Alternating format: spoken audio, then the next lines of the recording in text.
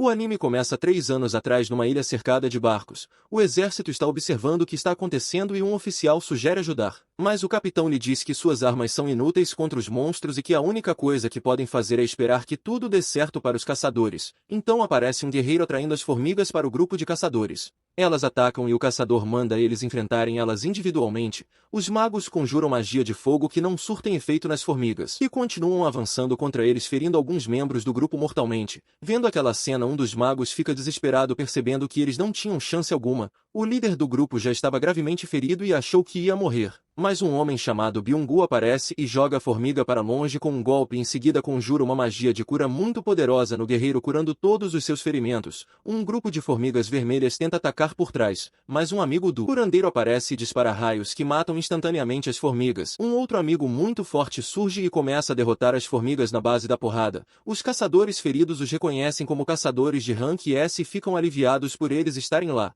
O homem com poderes elétricos dá uma bronca em Byung-gu. Por ele ter ido na frente, ele se desculpa dizendo que queria salvar mais pessoas e que não estava preocupado porque já sabia que eles apareceriam para protegê-lo. Nesse momento, uma formiga branca muito mais forte que as outras aparece. Os caçadores percebem que ela ainda não é o chefão e avançam para atacar. Enquanto o mais forte segura as presas da formiga, o outro salta e dispara um raio deixando a formiga atordoada e em seguida o outro guerreiro arranca as duas presas. A formiga revida o mandando para longe. Ele então joga uma das presas com uma força incrível, perfurando a formiga e a derrotando. Várias outras formigas brancas aparecem e os caçadores começam a lutar, usando sua força total. Ao longe, outro caçador observa calmamente o local do combate e diz que eles chegaram a tempo enquanto lidera um grupo de caçadores preparados para lutar contra as formigas. Ele conjura uma magia de fogo muito forte que faz as formigas vermelhas virarem carvão, mas as brancas não são afetadas, então ele dá a ordem e os caçadores avançam contra elas. Voltamos 10 anos no passado, no momento do surgimento dos portais misteriosos que apareceram naquele mundo. Esses portais foram apelidados de portão e se conectavam a uma dimensão diferente cheia de monstros e criaturas mágicas. As criaturas dessa dimensão não são afetadas por armas normais, então para combatê-las são necessários os caçadores, que são pessoas cujo poder único foi despertado com o aparecimento desses portais. O nível de poder de cada caçador é ranqueado de S até E. Porém, essas pessoas que tiveram seu poder despertado não podem evoluí-lo de maneira alguma, ficando assim para sempre. A história avança 3 anos até os dias atuais e vemos um grupo de caçadores se preparando para entrar no portão. Um aparece e cumprimenta o amigo Kim. Ele se chama Park.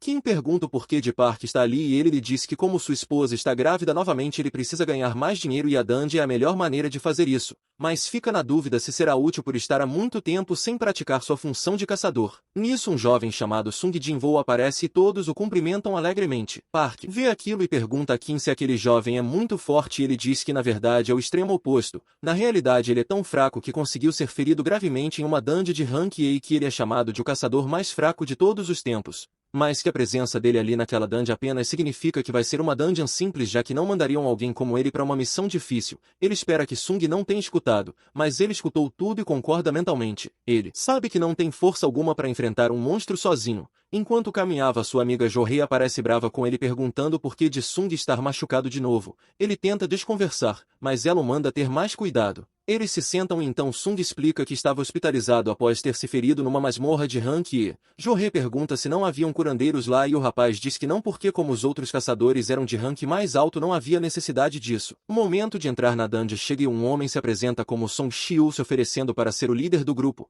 Todos sabem que ele é o mais forte entre eles, então aceitam de bom grado sua liderança e todos caminham para o portão. Sung olha para sua arma, que é muito fraca. Mas é tudo que ele conseguiu comprar com o pouco que ganhou, e atravessa o portão também determinado a conseguir mais dinheiro. Já na associação de caçadores, um homem está perguntando ao presidente Go Gun-hye como foi a reunião com o governo e o presidente lhe diz que o governo quer que ele mande bens adquiridos nas dungeons. Ele pega um cristal mágico e fala que cristais mágicos, também chamados de gemas, são conseguidos ao matar bestas e que podem ser vendidos por um bom dinheiro. Então vemos Sung feliz por ter conseguido a sua primeira gema e logo ele é atacado por um goblin. Ele tenta atacar, mas sua faca é muito fraca e quebra. O Goblin aproveita a chance para perfurá-lo gravemente. Park aparece para ajudar e manda Jo-hee curar ele enquanto eles cuidam dos monstros. Voltamos ao presidente e ele está explicando que essas gemas podem ser usadas para criar armas mais fortes para enfrentar bestas mais poderosas, e também diz que os cristais de mana não se tornam armas tão boas. Mas o governo quer essas gemas para usar como um novo tipo de energia mais eficiente que as outras existentes. Para isso o trabalho dos caçadores é muito importante. Na dungeon os caçadores acabaram de derrotar a última besta. Todos estão comemorando e Sung Jinwoo está quase totalmente curado graças à magia de cura de sua amiga. Ela está muito preocupada com ele e pede para que pare de se arriscar nessas missões já que ele não tem força para lutar contra as bestas.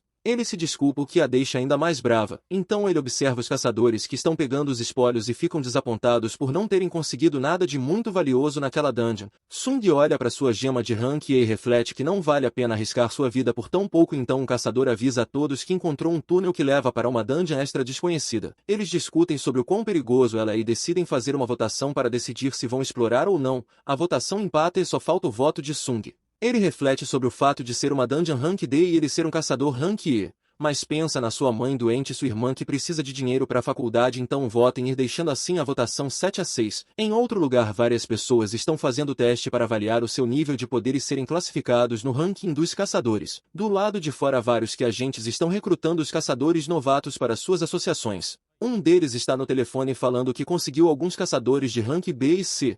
O chefe se agrada com a informação, mas acha que seu funcionário não vai achar ninguém ali mais forte que sua caçadora Shahrain. E logo aparecem dois caras numa moto roubando a bolsa de uma moça. Eles fogem e estão prestes a atropelar uma mulher no caminho, mas ela dá um salto muito irado sobre eles e pega a bolsa da moça, fazendo os dois caírem da moto. Seu boné cai e podemos ver um rosto muito bonito. Ela devolve a bolsa da outra mulher e todos a reconhecem como Shahrain, a grande caçadora rank S. Ela fica um pouco envergonhada com toda aquela tensão e foge. Na dungeon os caçadores estão caminhando há mais de meia hora até o final do túnel. Sung tenta se desculpar com sua amiga por tê-la feito ir naquela viagem por causa de seu voto e ela fica muito brava porque acha que ele vai acabar morrendo e não se preocupa com a própria vida, já tendo quase morrido se o Goblin tivesse acertado o golpe um pouco mais alto. Sung pensa um pouco sobre isso e Jorre diz que só vai perdoá-lo se ele a levar para jantar, o que acaba deixando o rapaz todo tímido. Um homem avisa que chegaram no portão da sala do chefão dessa dungeon. É uma porta enorme e alguns caçadores ficam com medo, mas o líder diz que todos vão entrar e sair juntos. O presidente da Associação de Caçadores aparece em um vídeo gravado para os novos caçadores falando das responsabilidades e perigos de ser um caçador. No momento em que o portão da dungeon é aberto, várias tochas se acendem com chamas azuis. Os caçadores entram e ficam surpresos com o local e curiosos ao verem as estátuas.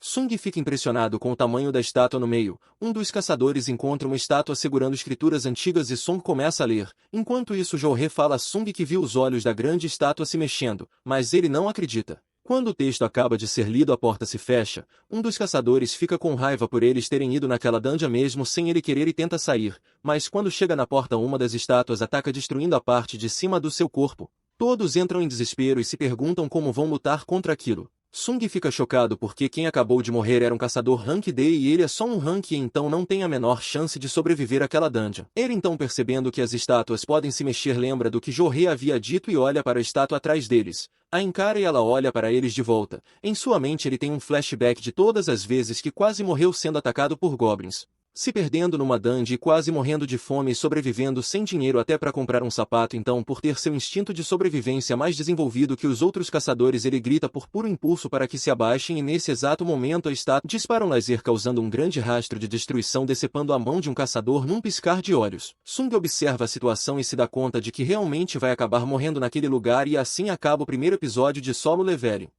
Todos estão chocados com o desastre que acabou de acontecer.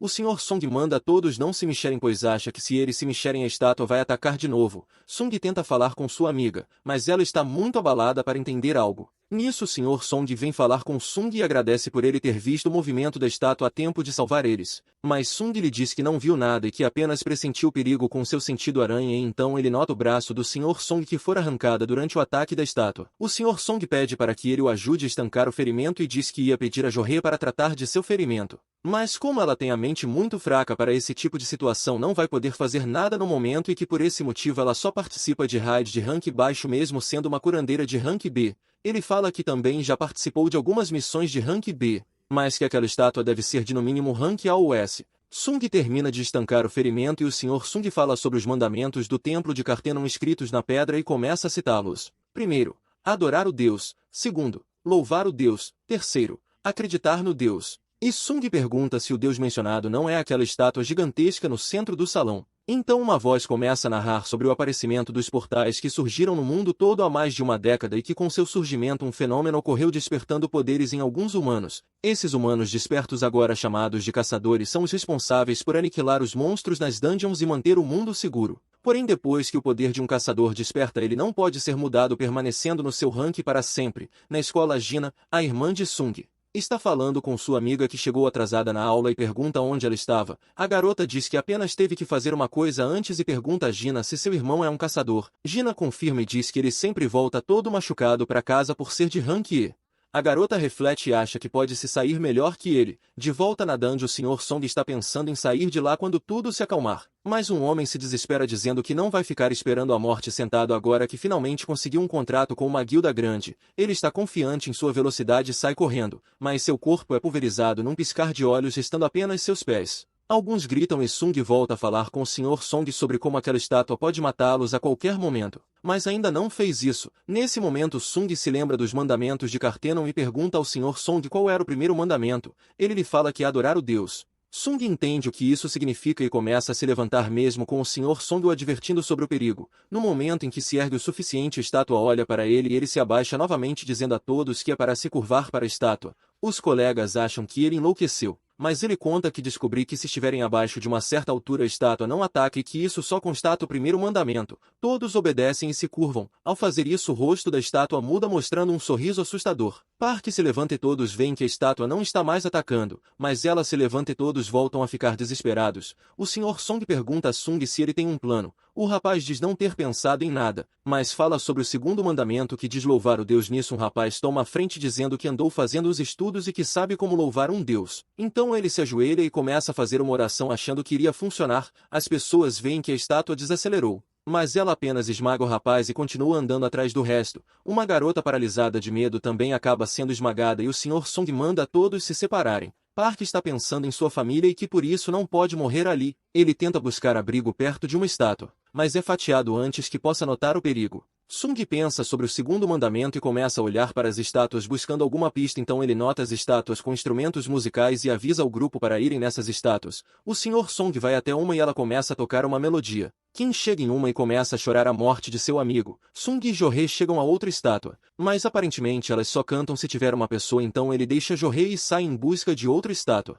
Ele salta achando que encontrou uma estátua musical, mas era um guerreiro que o ataca com seu grande escudo. Mas ele consegue sair vivo e rasteja até a estátua musical que começa a cantar e a estátua maior para de atacar voltando para o seu trono. Jorei vai até Sung e fica em choque ao ver sua perna que foi cortada no ataque que sofreu. Ela tenta o curar usando toda a sua força, mas o ferimento é muito grande e ela acaba passando mal. Todos estão observando o local. Kim diz ao Sr. Song que lamenta pelo seu braço, mas que ele mereceu por ter tomado a decisão precipitada de embarcar naquela dungeon sem o devido conhecimento e o Sr. Song admite que realmente foi ele quem tomou a decisão e que por isso assume a responsabilidade. A estátua começa a se mover e um altar surge do chão. Sung diz que na mitologia um altar é para oferecer sacrifícios a um deus e cita o terceiro mandamento que é acreditar no deus. Então Kim puxa a espada e ameaça o Sr. Song citando todos que morreram por causa da sua decisão de ir naquela dungeon e fala para ele assumir a responsabilidade de seu ato. Sr. Song entende e decide ir sozinho. Em sua mente Sung diz que não foi só responsabilidade dele já que todos votaram. Ao subir no altar uma chama laranja se acende e ele pergunta a Sung o que deve fazer. Sung pede a duas pessoas que o levem até o altar e ao subirem mais 3 chamas se acendem. Sung pergunta se alguém pode resgatá-los se eles esperarem ali. O Sr. Song avisa que já é o 7º dia após a masmorra ter sido criada e que após esse tempo o portal se quebra permitindo que os monstros de lá saiam e que se isso ocorrer os caçadores vão tomar uma atitude antes de irem resgatá-los. E por existir esse risco que os caçadores têm que entrar, matar o chefe e fechar a dungeon. Em outro lugar Gina está falando alegremente com sua mãe doente e conta como vai a vida dela. Sung chama Kim e Jorei para o altar para saberem o que vai acontecer e ao subirem chamas azuis se acendem e a porta se abre. À medida que as chamas azuis se apagam as estátuas se movem em direção a eles. Sung nota que ao olhar para as estátuas elas param então manda todos olharem para elas. Uma garota que segurava a Sung se desespera e sai correndo pela porta que se fecha um pouco quando ela passa. Todos questionam Sung sobre como ela conseguiu sair sem ser atacada e ele reflete sobre as chamas azuis que se apagam com o tempo e a laranja que apaga quando alguém sai e chega à conclusão que a porta deve ser uma armadilha para testar sua fé e que devem permanecer no círculo até o fim.